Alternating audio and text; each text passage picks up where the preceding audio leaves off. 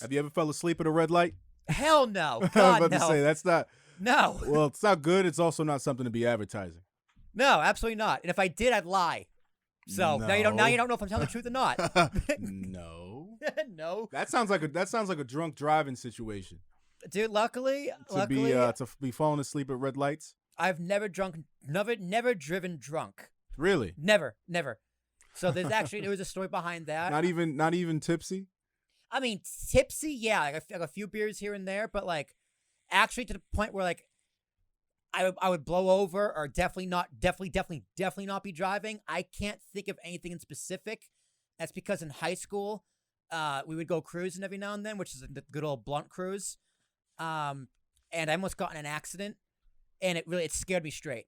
It scared me straight real quick. So I never drove under the influence of anything, even that like, I don't even like after smoking weed being in a car. Period. It makes me freak out. Well, when you put it that way, in terms of like situations where it's like you have no business, like this is reflecting, like that was bad. I don't think I've ever had that.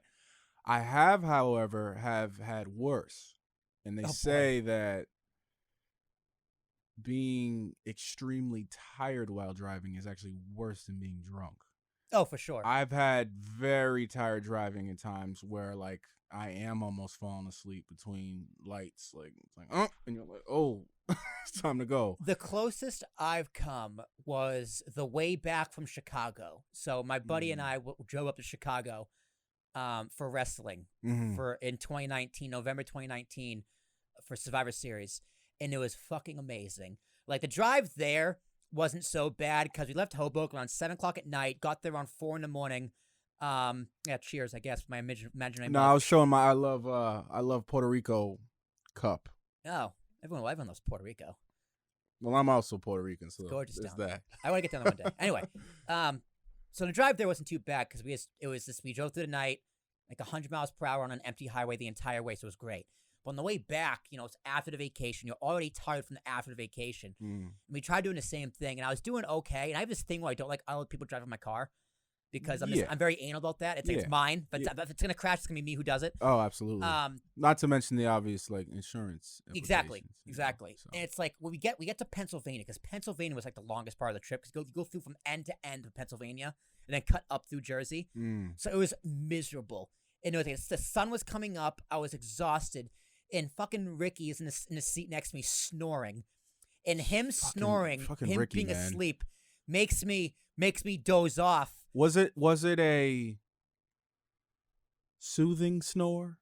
Or apparently, because it made me sleepy. No, because there's like, you've been in situations where there's annoying snores and it's like, shut the fuck up. Oh, yeah, my brother. Like for it's sure. bothering you. Yeah. But then there's a snore that's like, and it's like, it's kind of meow, meow, meow, meow, meow.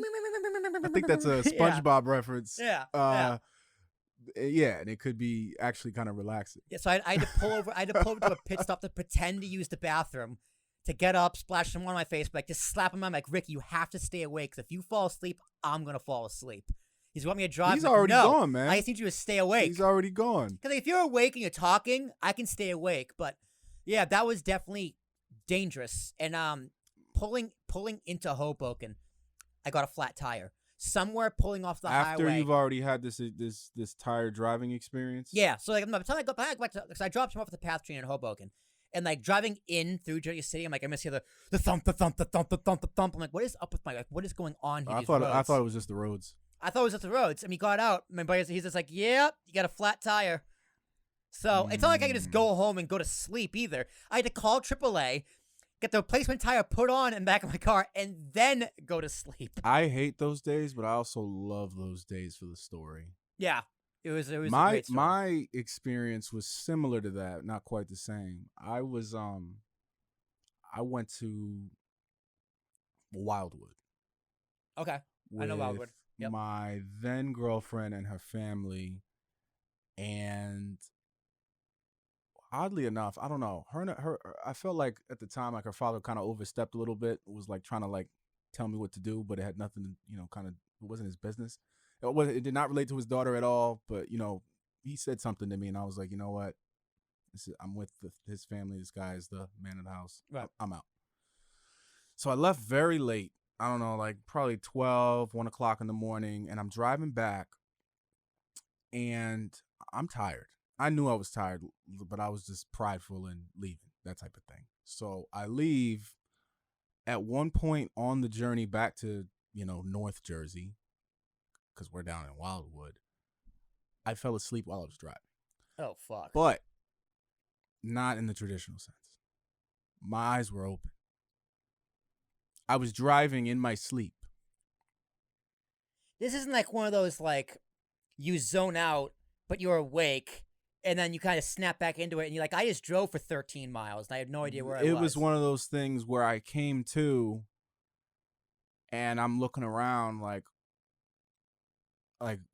imagine waking up driving. Like imagine when you wake up in the morning, like your hands are on the wheel and you're driving a car. That's how it was. I was just like, then I was like, oh my God, I'm still doing it. I mean, I've zoned out before. Yeah. No. And I was like, yo, like I pulled over for a minute. And I was like, yo, like that wasn't cool, Chris. That's no bueno. That wasn't, and I was right next to the divider. Like I was on the shoulder, like not on the shoulder, but the lane closest to the shoulder. Right lane. The left lane. Though. Left lane. Well, there was no shoulder actually. It was just road. Wildlife. Cement Jesus. thing that I could run into. Cement divider. Mm-mm.